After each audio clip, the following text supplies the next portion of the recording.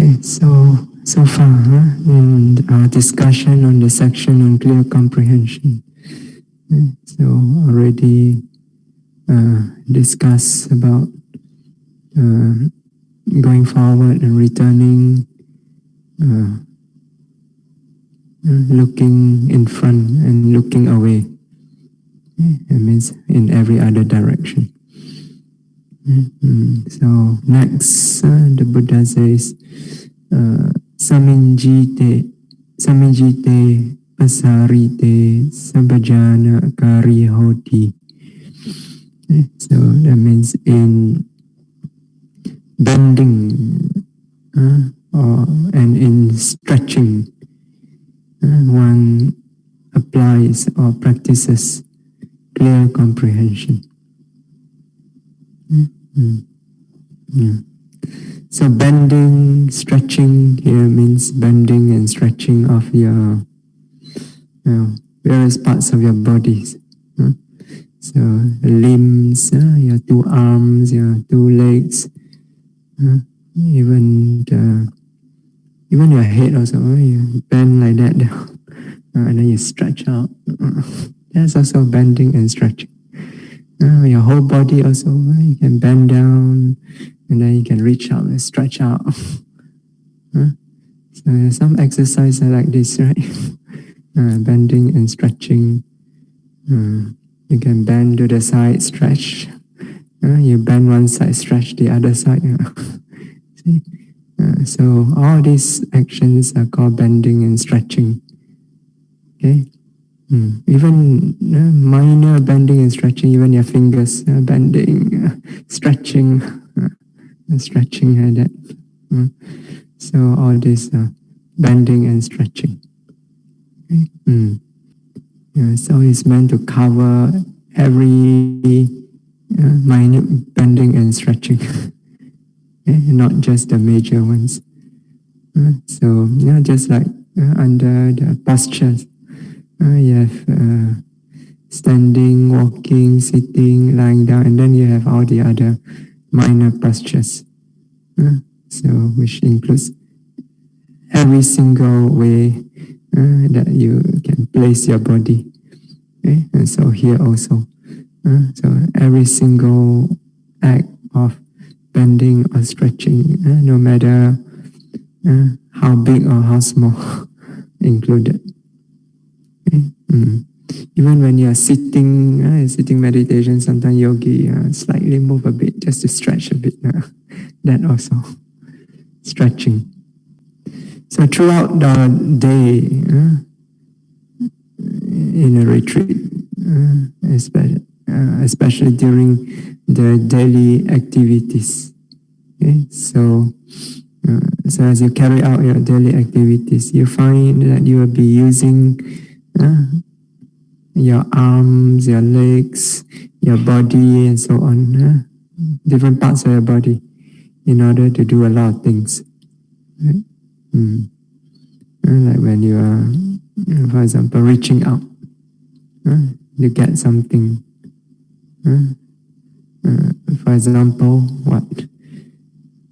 During your meal, right? When you take your food. Right? So you reach out to take the food. That's reaching out. That's stretching out. You're stretching out your arms. Right? Yeah. So of course you must do this with noting. You must note first of all. Seeing, looking at the food. Don't look elsewhere.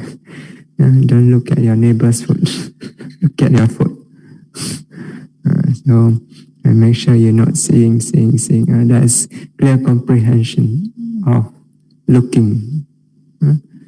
So seeing, and then pops up the intention. You want to take the food, right? So the intention arises, the impulse arises. So often automatically, you don't have to sit there and say, I want to take this food. You just seeing, and pop, it comes.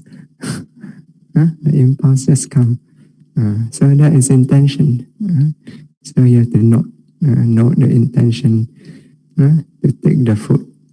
Of course, you don't note intention to take the food, intention to take the food. By the time you note like label like this, your intention long gone already.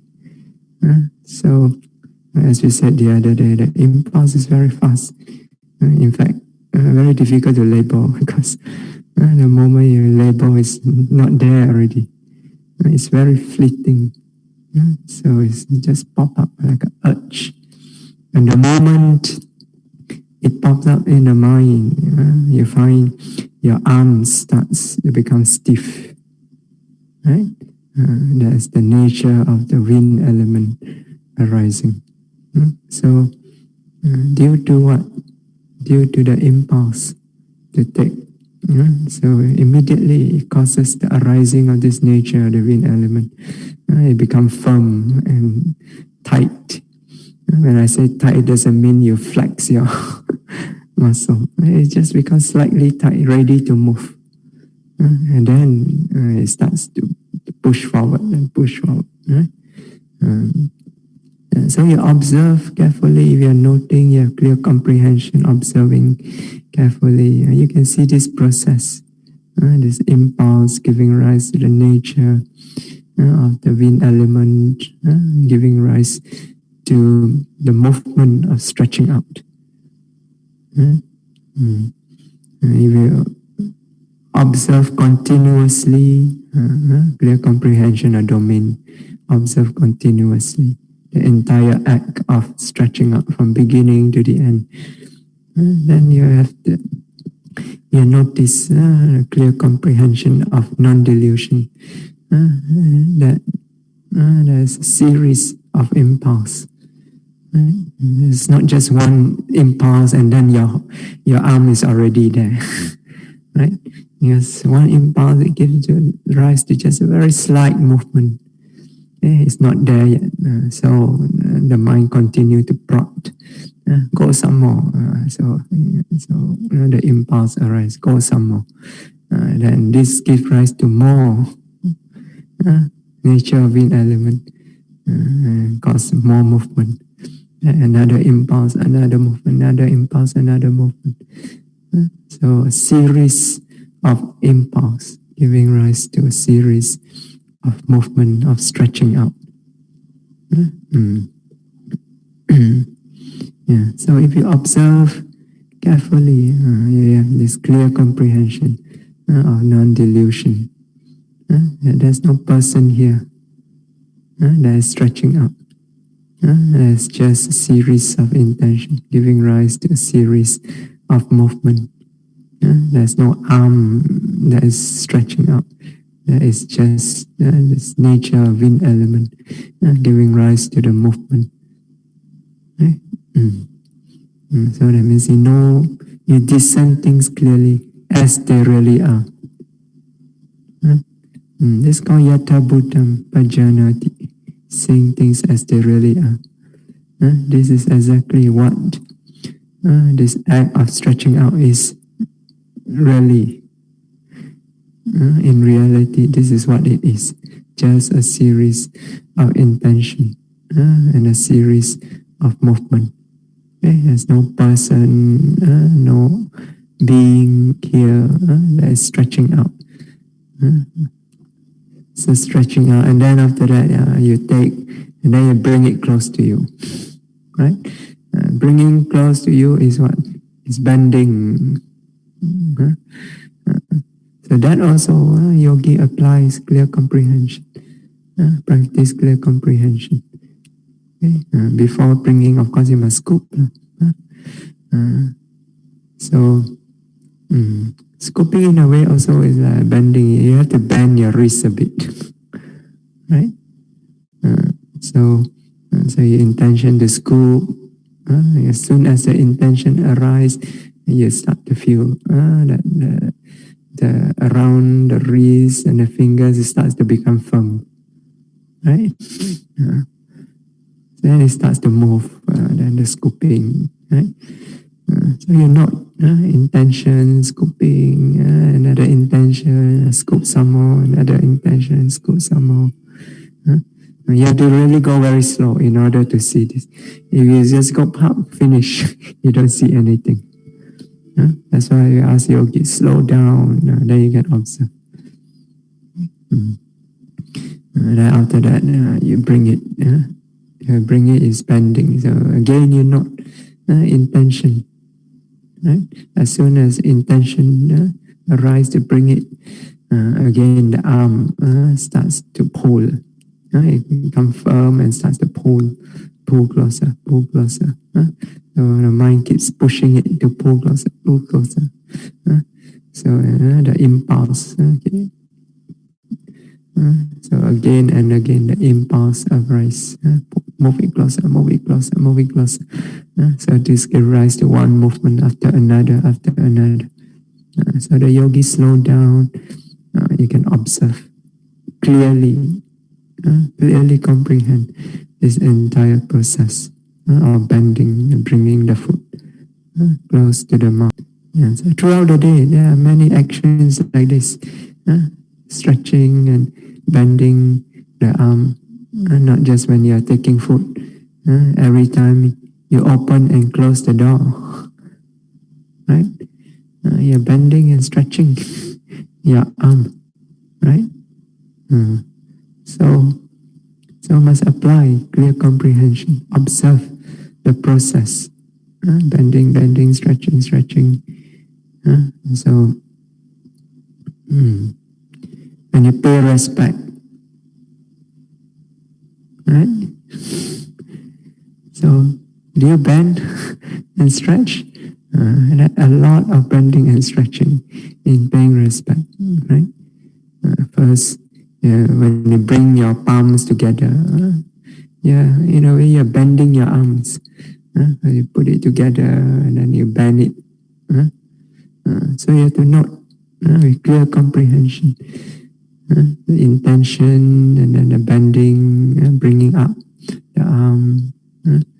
So you note carefully, bringing, bending, bending, bending, bending. So intention, bending. Then after that, your body goes down. Right? So before body goes down also, has intention. So you can feel again, the intention arise, the impulse arise, you start to lower the body.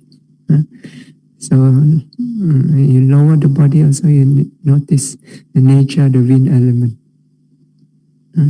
So it's lowering. Actually, lowering the body, like struggling, to. On the one hand, you actually have to hold the body up. So you don't hold it; it straight away go down. Right? So what is it that's holding it up? It's the wind element. But at the same time, lowering it. So because of the intention, the impulse, you're lowering. So it's like you're controlling the movement. You're holding it, but then you're releasing it a little bit. Holding it, releasing it, holding it, releasing it, holding it. So with each impulse, release a bit, release a bit, release. So as it bow down, what happened? The body is bending. So that's bending. So you apply clear comprehension. Slowly the body bend down. Then you can feel the nature of the wind element bit by bit by bit. Also the nature of the mental impulsion. Okay? So seeing clearly the impulsion giving rise to the wind element. Moment by moment by moment. Okay? Then once you reach down, your arms stretch out slightly, right? So before you stretch out, not intention to stretch, right? Soon as intention arise, again the wind element arise, pushing it up, pushing it up. So it starts to stretch. Okay. Mm.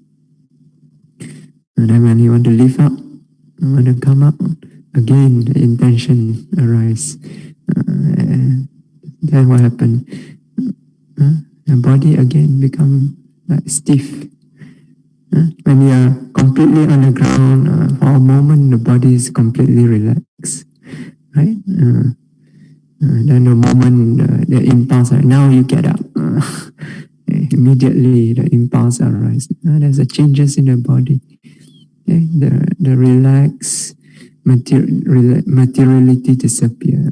In its place, the tense materiality arise. So then it starts to pull up. Okay? So bit by bit, the impulse arise. Bit by bit, it pulls up, pulls up, pulls up. Okay? And then as it pulls up, after the body has come up for a certain distance, then your both arms also again begin to bend up, right? So again, you note intention, and then it slowly lifts up, lifts up, lifts up. So you observe carefully, you slow down, you observe very carefully. You see, there's no person here who is bowing. There's just all this process, mental, physical nature going on moment after moment after moment. And your mind is really clear, you can discern each mental, physical nature that arise and disappear immediately. So you observe this arising and disappearing continuously. Then you discern the nature, impermanent, suffering, non-self. Okay? So,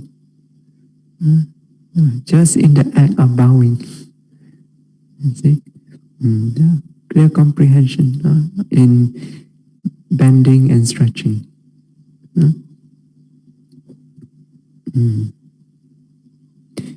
So, what else is there? What else do you do every day that involve bending, stretching? When you climb the stairs, right? You climb the stairs, it involves bending and stretching your legs, right? First you have to bend in order to take a step, right? You bend and then put it there, and then you straighten it. Straighten means stretching. So then you get up, right? So again, you know the intention and the movement, the nature of the wind element that arise moment by moment. Okay? So when you're scrubbing, when you're washing your plate, you're scrubbing. What is your arm doing? It's stretching, bending, right? So when you're sweeping, so your arms swinging, actually stretching and bending, stretching and bending as you sweep. Right? And even the body also side to side. There's also some parts are being stretched, some parts are bent slightly, right? So you're not. It's clear comprehension, right? So each time there's an act of stretching and bending, no matter how small it is. So the yogi note, okay? Note the act of stretching and bending. Apply clear comprehension. Note clearly. Okay? Note continuously. So when the noting is clear, yogi will be able to discern clearly the true nature of this act of bending and stretching. But in your practice, so during your practice, in a retreat, when a desire arises in order to stretch or to bend, what do you do? So, first of course, you must note the desire. But of the yogi is not to immediately act on it. Yes, that's the way of the yogi. You do not act on every single desire that arises. First, you must note the desire. Okay? And then there is the clear comprehension of what is beneficial purpose. Is there a need, a benefit of doing this? Is it suitable? Clear comprehension. Sataka sampajanya, sapaya sampajanya. Clear comprehension of purpose, what is beneficial or suitable. So, for example, during sitting meditation, so after sitting for some time, some parts of the body may become stiff, or pain may arise. So then the desire arises, right? You want to relieve the pain. Sometimes you need to stretch, right? So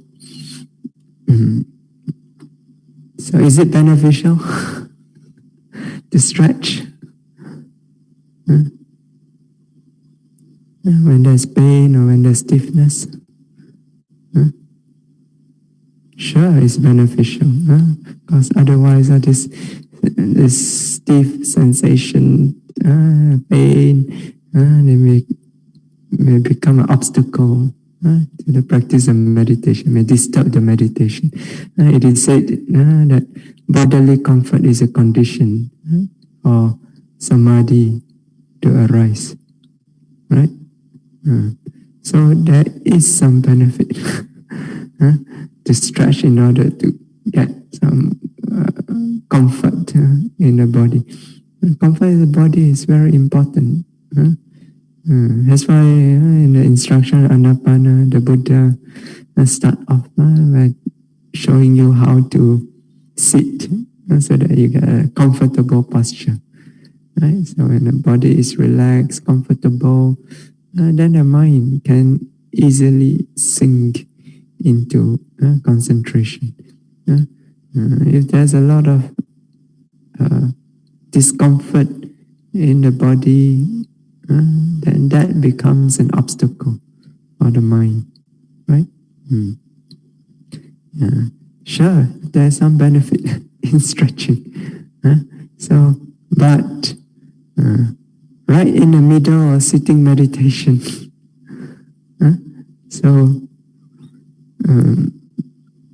it is not suitable. Here we have to treat it somewhat like pain. So you do not immediately shift, right? Or stretch in order to relieve it.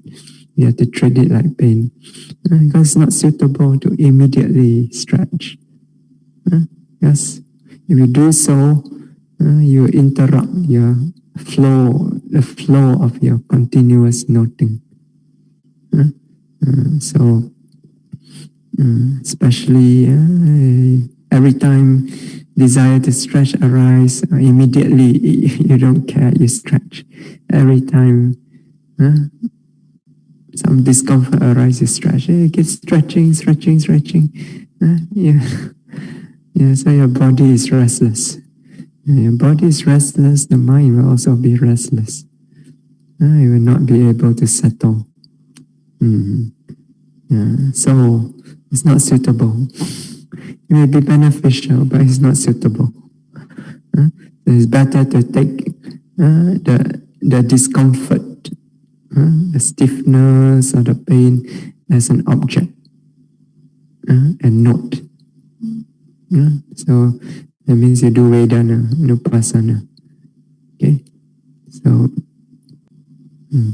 now usually if it is just a mild discomfort, so it can be easily handled with noting.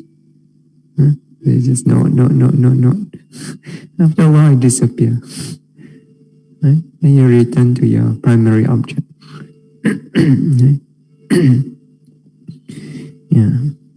But sometimes the discomfort or the pain become too intense.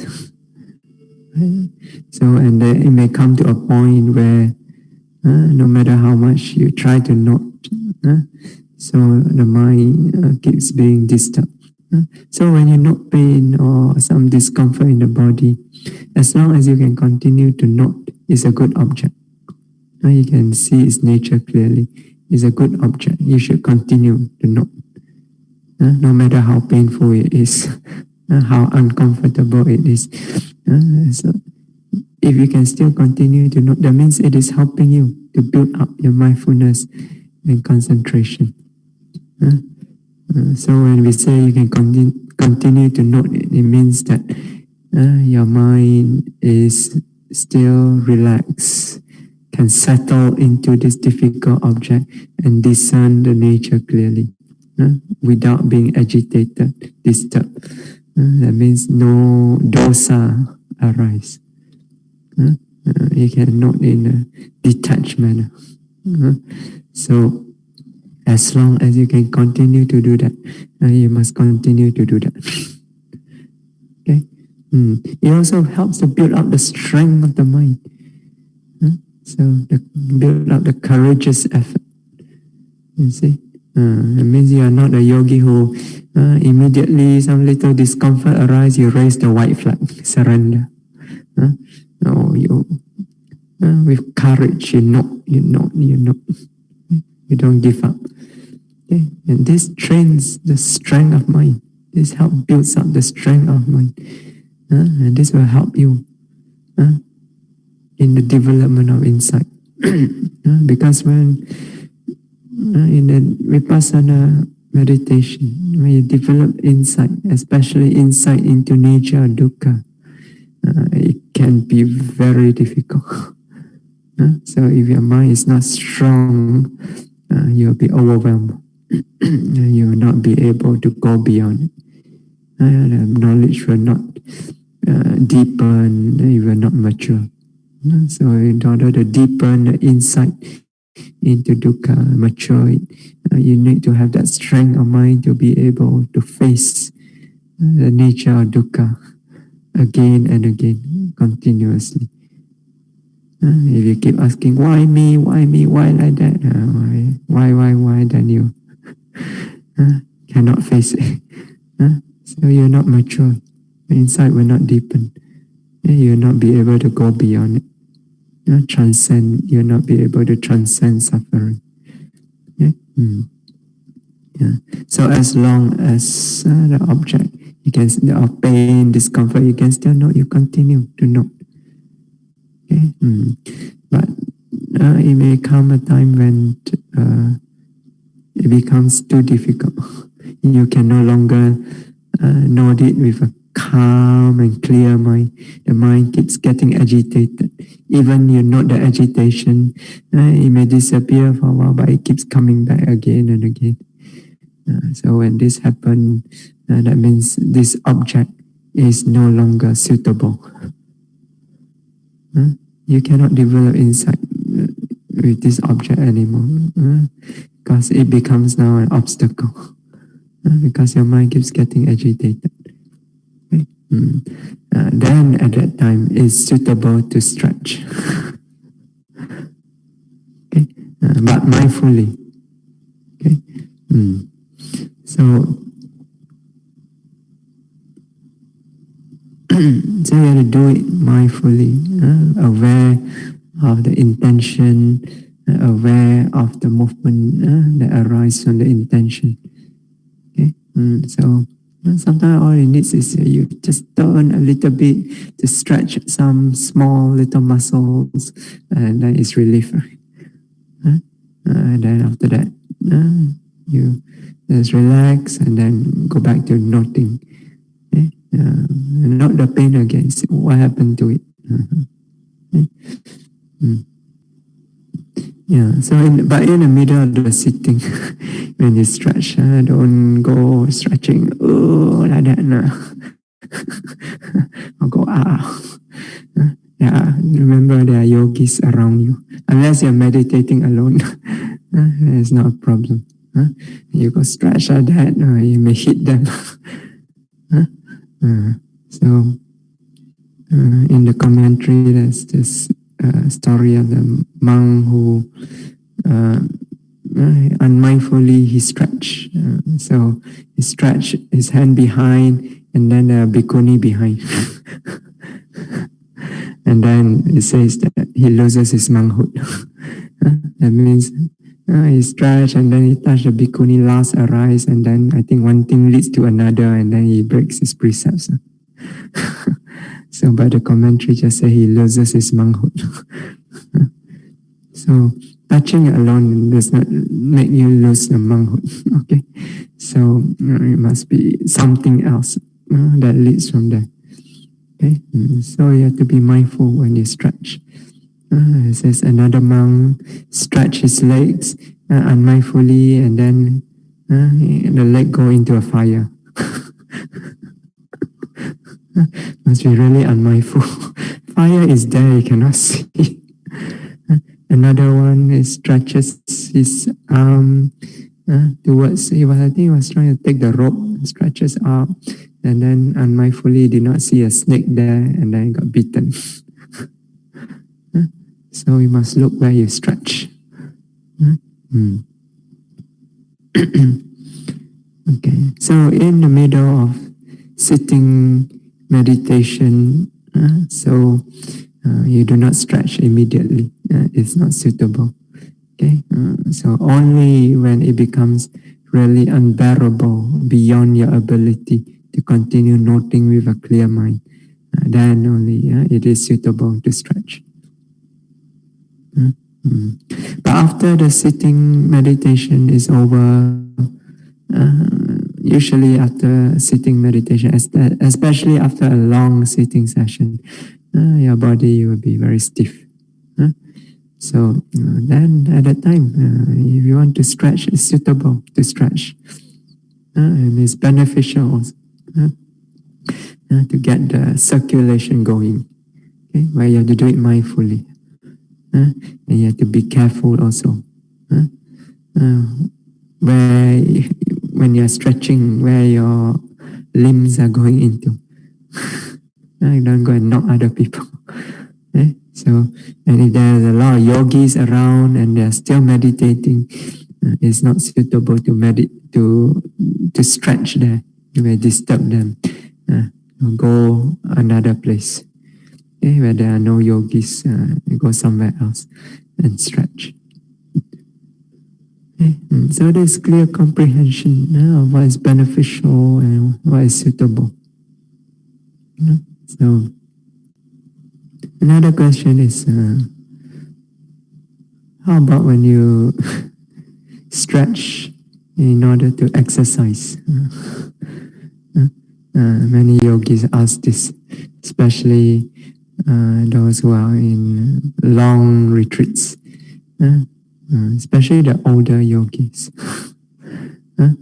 And yet when you're young, your body is okay. When you're old, body starts to give a lot of trouble. Then you find you need to stretch sometimes. So young people with healthy body, so you don't need to exercise during your retreat. Okay, but your body is young and is healthy. It can take a lot of beating. Don't worry. So no need to trouble yourself with exercise. Just focus on your practice, because your time here in the retreat is very precious, especially in this time of pandemic. That you have the opportunity to come to practice, even for a week, or 2 weeks or a month, is still very precious. So many people don't have this opportunity. So you should make full use of that time. So for a short retreat also, even if you're old, for a short retreat, 1 week, 2 weeks, no need to exercise.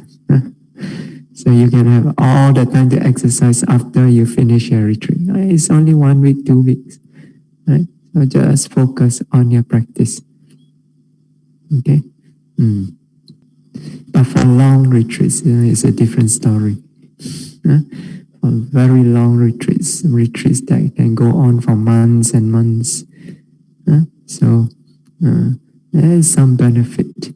Do some light exercise. Okay? Light exercise. Okay?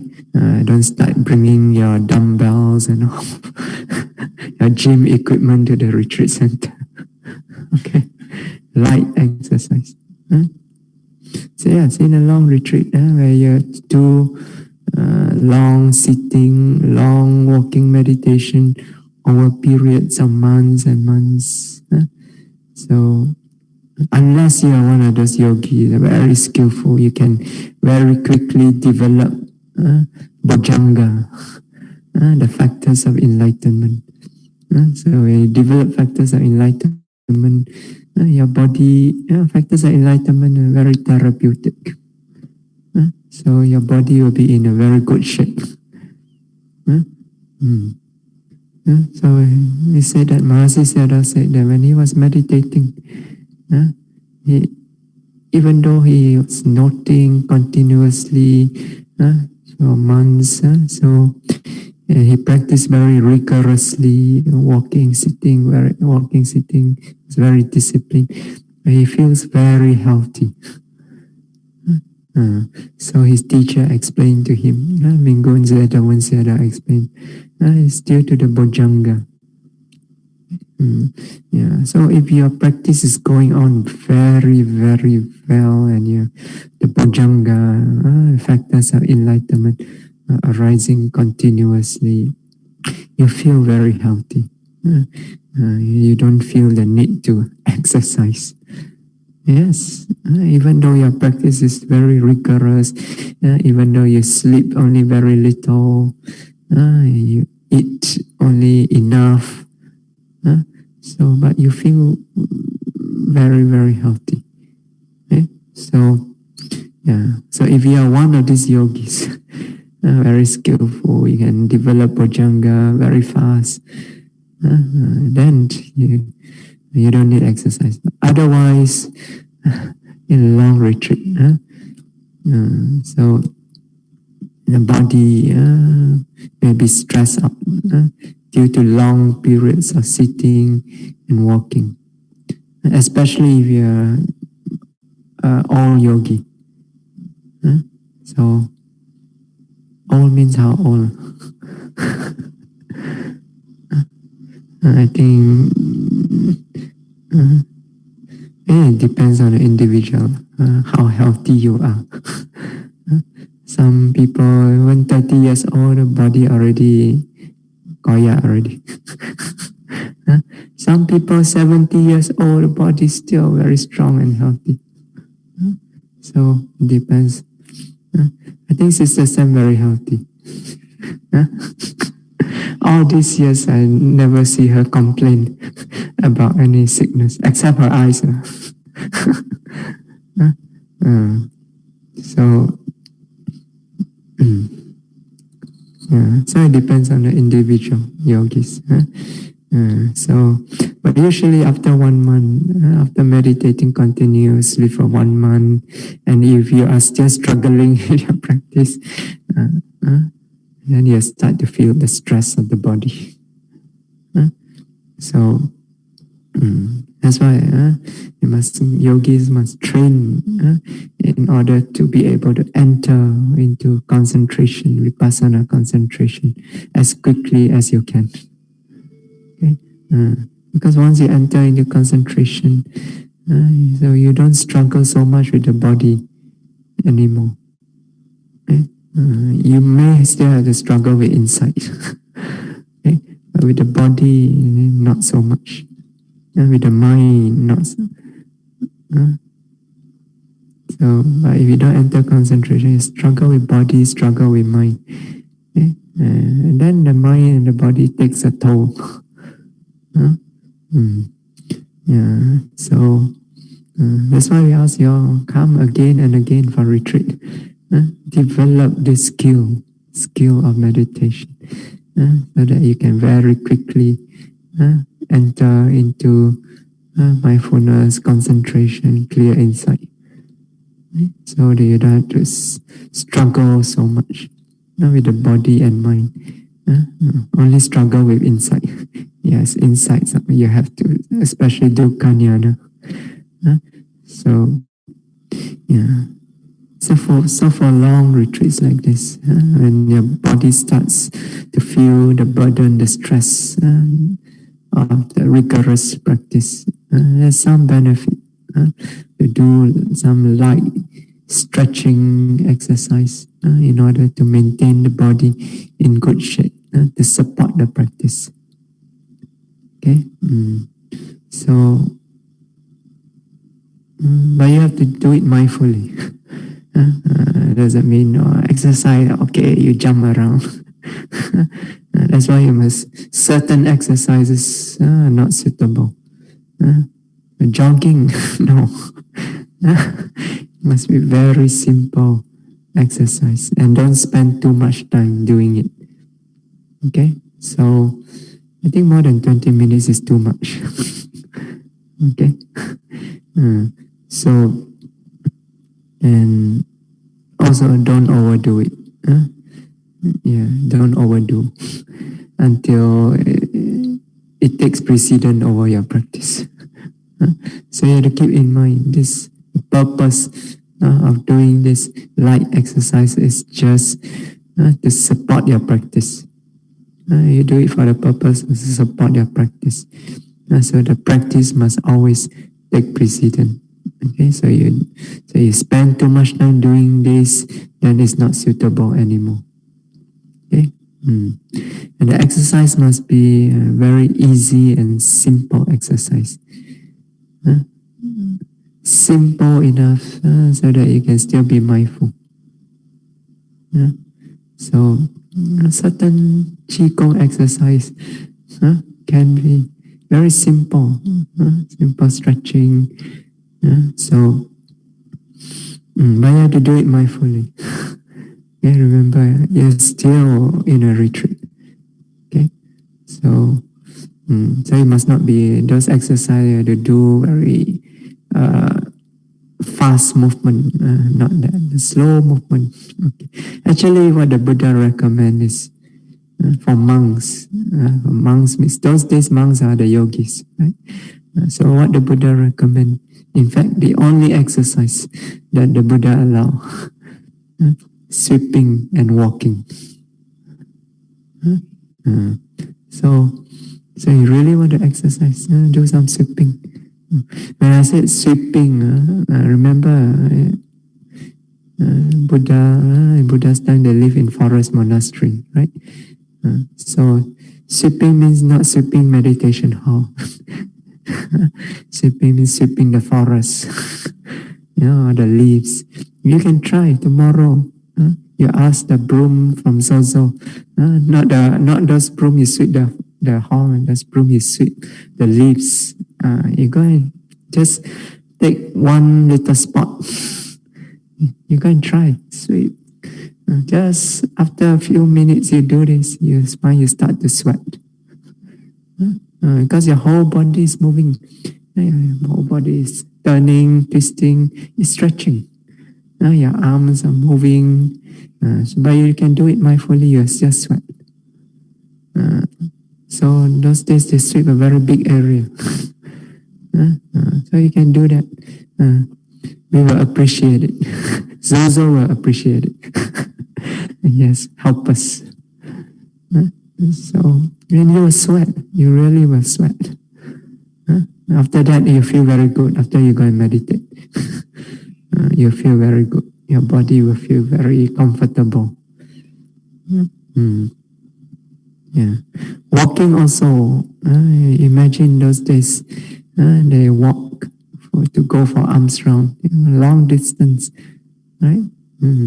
Those of you who have been to pilgrimage in India, if you've been to Rajagaha, right? Remember where the Buddha stayed in the Vulture's Peak, right? From the bottom you hike up. Right? How long was that? Every day the Buddha walk up and down that path to go for arms round. That is called walking for exercise. So not just walking up and down short distance like this. You don't sweat much. Here in Santi Sukarama, you have one advantage. You know the hill there, the path leading up. You can just walk up and down a few times. So yes, when you walk up, you start to bend. You exert your heart. Okay? So you take in oxygen. You just walk up and down a few times. You can walk over the other side. You take some sunlight, which is also good. So because in a retreat center, whole day indoor, you don't get sunlight. Okay? You get some sunlight. After that, you feel very good, refreshed also. So such exercises Buddha allow. So when you walk, you are stretching your muscles also. Your leg muscle. So when you walk also, your arms also, you are moving it. Right? So, and it's also an exercise in mindfulness. That's how good you are. You test yourself. Can you walk up and down that hill, maintaining your mindfulness throughout? Bringing your mindfulness with you, bringing it back. So, a test of your mindfulness. Okay. So such light exercises suitable, especially for long retreats. So that's why sometimes and yogi requests those who are doing long-term meditation, when they request do some light stretching, I say okay, as long as you are mindful. Okay? And also exercise in places where people are not meditating. Okay? So you don't disturb others and don't spend too much time. Do it mindfully, don't spend too much time. Just stretch enough, your body feel good enough, and then go back to your practice. Okay? Yeah. Don't overdo it. Yeah.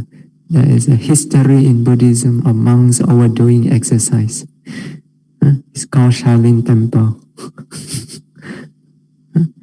Yeah, they actually started as exercises. When the first patriarch, Bodhidharma, first patriarch of Zen in China, Bodhidharma, he came over from India to China.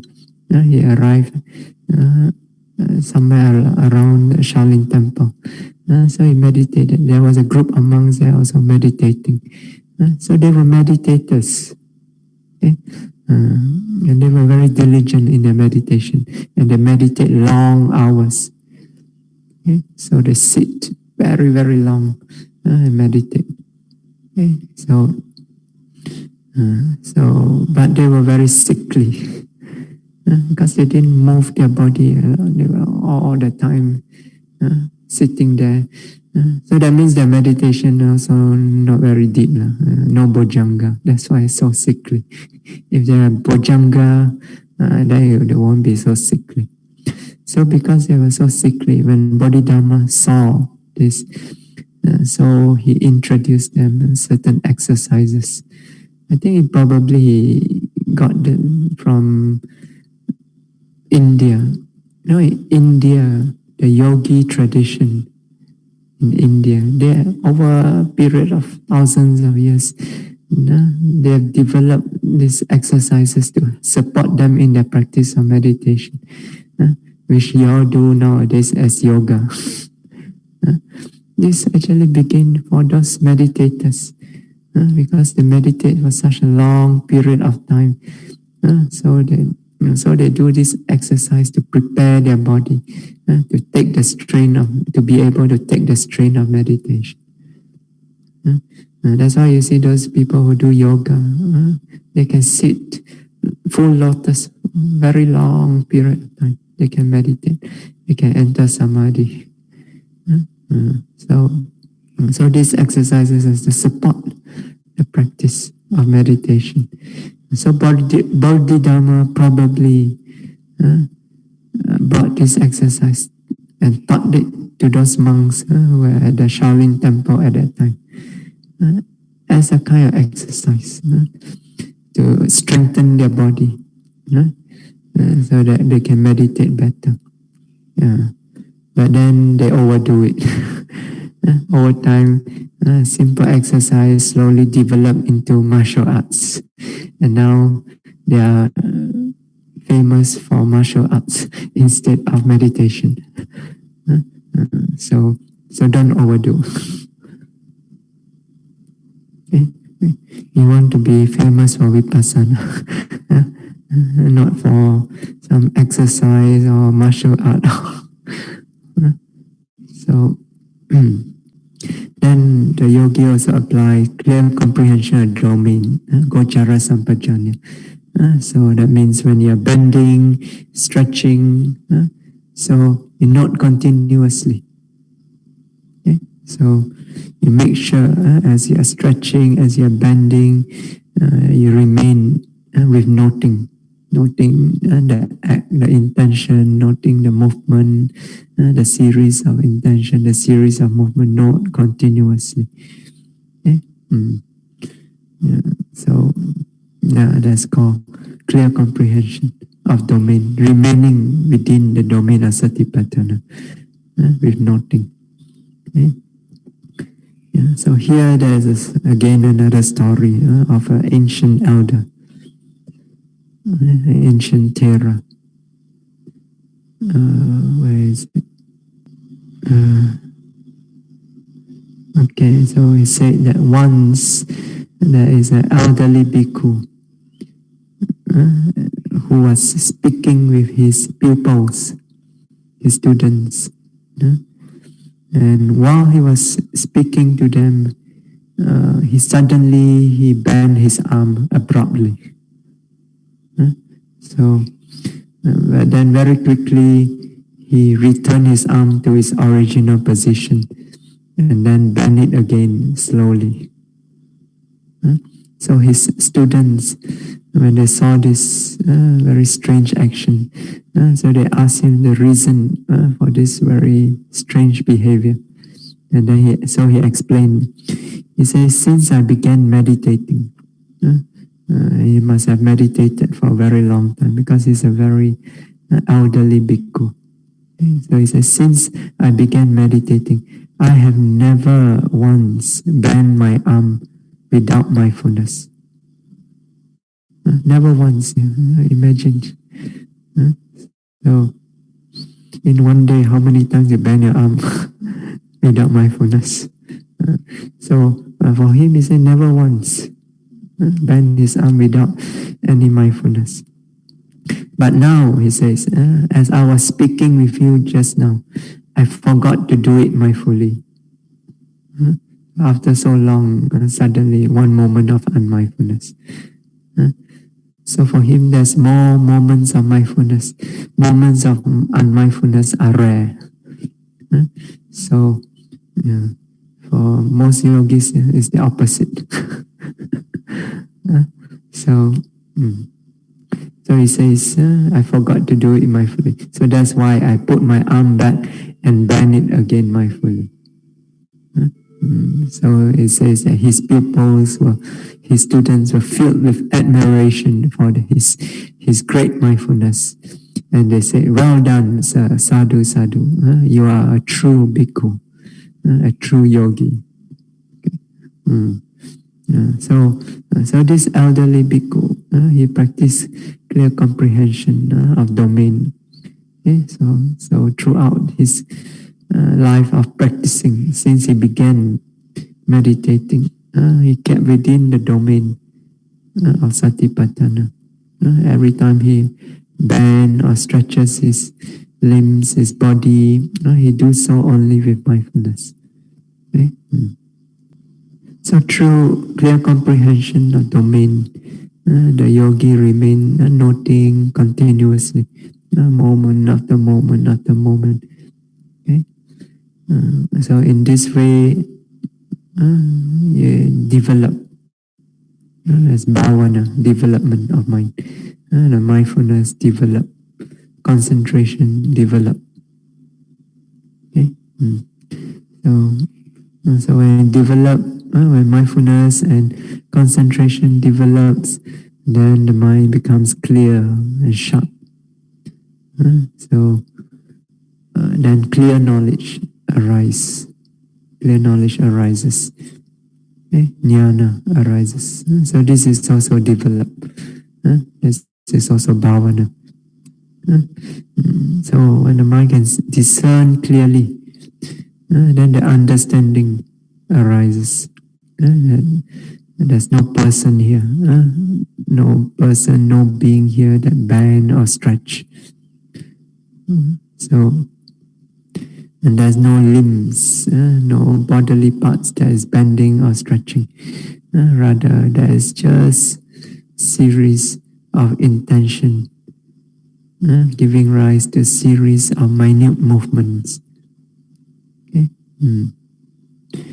So the yogi have this clear comprehension of non-delusion. He sees this act of bending and stretching for what it is. Okay? Just a series of intention giving rise to a series of minute movement. Okay? Wind element that causes minute movement. Okay? So the yogi realize clearly that there's just this mental physical process going on continuously in each act of bending and stretching. Okay? There's no person, no being, no self here. Okay? So who is it that causes the bending? There's no one who causes the bending. There are just nature of mental nature of intention or impulse. Okay? That give rise to the nature of wind element that causes the bending. Okay? So, and what is it that is bending? Is it the arms? Is it the legs? No, that's just a series of movement that arise due to the nature of wind element. That and this wind element also arises and spreads due to the impulse. Okay? Yeah. So such realization, such understanding, such clear vision of what is going on is called asammoha sampajanya, clear comprehension of non-delusion. Furthermore, the yogi may also discern clearly that each of this mental, physical nature that arise in this act of bending or stretching, each one of them arises and disappears right there where they arise. Okay? So as he notes this mental, physical nature arising and disappearing continuously, then you also begin to realize the nature of impermanent suffering and non-self. Okay? So this is also called clear comprehension of non-delusion. So in every act of stretching and bending, yogi applies clear comprehension. By applying, so he discerns clearly true nature, the underlying reality.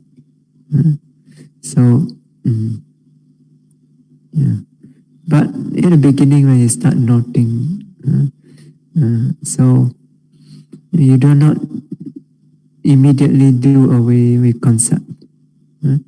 So although you discern reality, but you're not straight away do away with concept.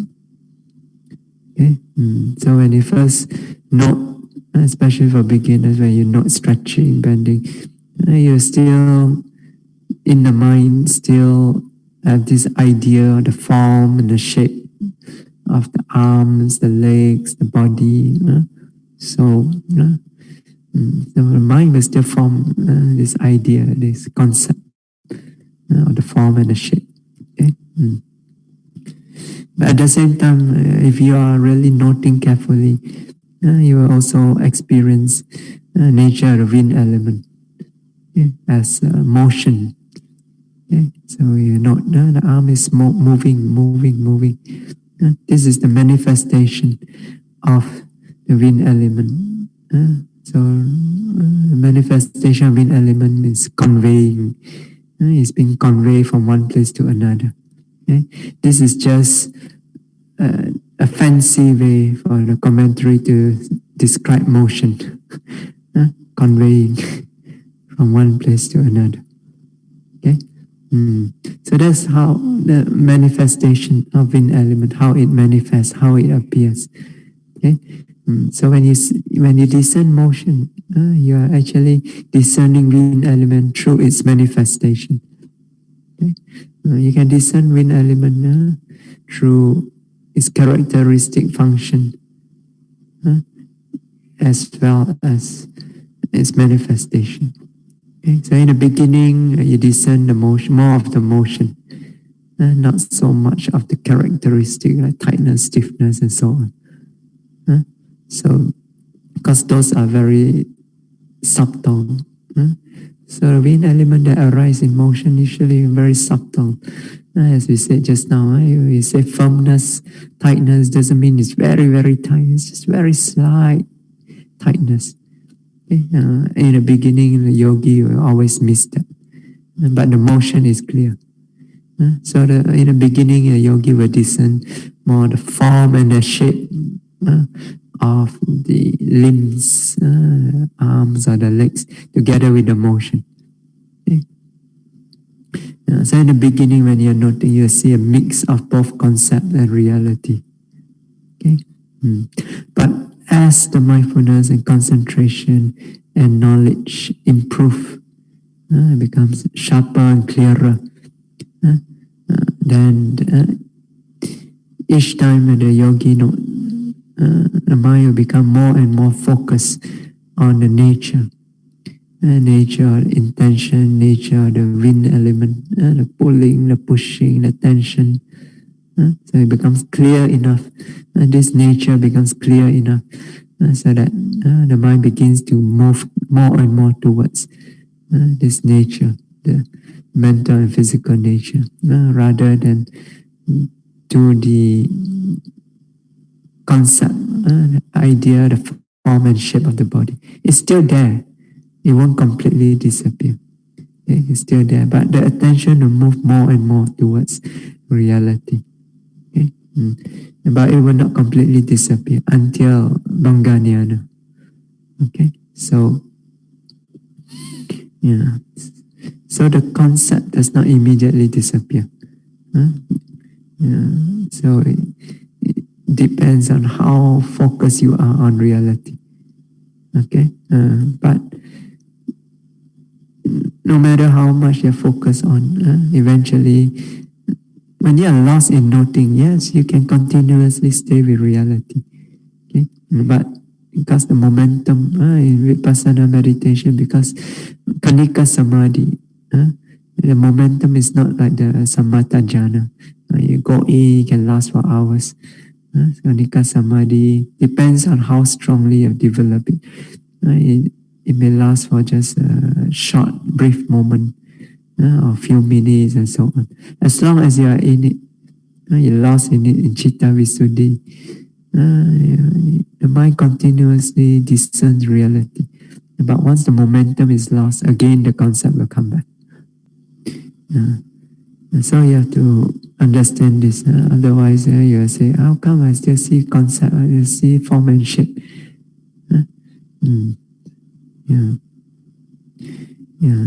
And in order to transcend more faster beyond the form and shape, so the labeling, because labeling is actually concept, right?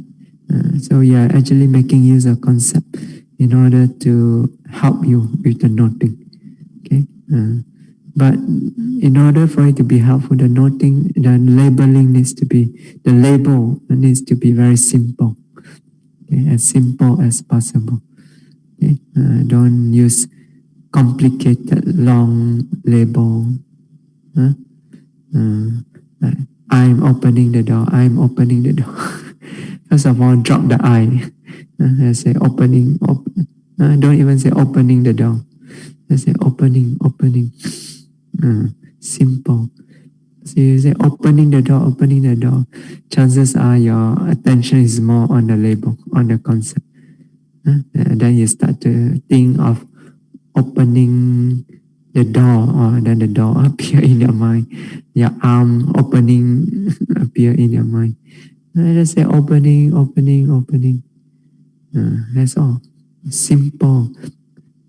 Use simple label so that the mind can sink in to the process of the arm stretching out to open and bending. Yeah. So you don't want to distract your mind with all this complex label. You want to be as simple as possible, so that the mind also can be as simple as possible, and it can sink in into the experience. Okay. Okay. So this is clear comprehension. Applying clear comprehension in stretching, in bending, and in stretching. Okay. We stop here for today. Imaya Dhammanu Dhamma Patipatiya Buddham Pujemi. Imaya Dhammanu Dhamma Patipatiya Dhammam Pujemi. Imaya Dhammanu Dhamma Patipatiya Sangham Pujemi. Imaya Dhammanu Dhamma Patipatiya Mata Pitunam Pujemi. Imaya Dhammanu Dhamma Patipatiya Acariyanam Pujemi. Adha imaya Patipadaya Charam Ranamha Parimochisami. Idame Punyam Asawakaya Vaham Hotu. Idame Punyam Nibbanasa Pachayo Hotu. Idame Silam Magaphalanyanasa Pachayo Hotu. Imam no Punya Bhagam Sabbasatanam Dema. Imam no Punya Bhagam Sabbasatanam Dema. Imam no Punya Bhagam Sabbasatanam Dema. Sadhu, sadhu, sadhu. So may all of you be well, happy and peaceful always. May you all always be healthy, be safe, be strong, be able to practice the Dhamma continuously without any obstacle, without any trouble. And soon may all of you be able to experience the unconditioned peace of Nibbana through your practice of Dhamma.